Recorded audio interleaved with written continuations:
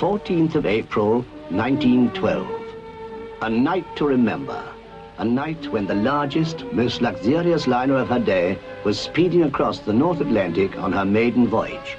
No expense had been spared to make this ship a symbol of man's final victory over nature. Her first-class passengers were the very cream of society, the aristocrats from Europe and millionaires homeward bound to America. In the steerage class, everyone enjoyed their own kind of boisterous fun. Then there were the second-class passengers and the crew. 2,208 happy, confident people speeding across a flat, calm sea in a ship that everyone knew was unsinkable. Absolutely unsinkable.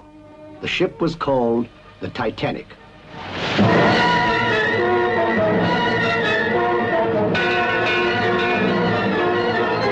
What did you see? Iceberg dead ahead, sir!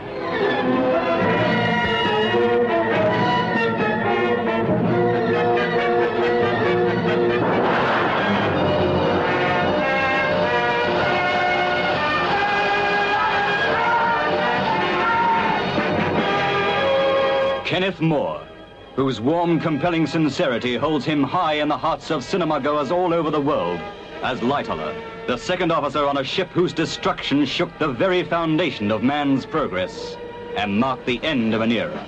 How many people are there on board? 2,200 or more. And room in the boats for... how many? 1,200. This is the epic drama of the greatest disaster in the history of the sea. Goodbye, my dear son.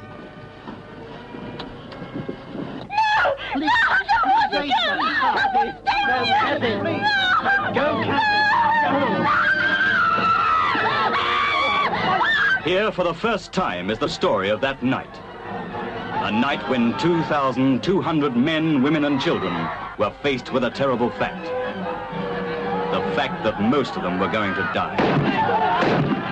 No work of fiction could ever contain such incredible twists of fate or leave such terrible questions unanswered to haunt the mind. Why did that last ice warning never reach the captain? What happened on the ship that stopped within sight of this struggle with death, but didn't save a single life? No writer of thrillers could ever achieve such agonizing suspense. Sir! Sir! What the devil's going... Haven't you learned to knock before you come in here? It's a distress call, sir, from the Titanic. She's sinking. Carpathia, sir. She's making 17 knots and should be with us about 3:30. That'll be too late.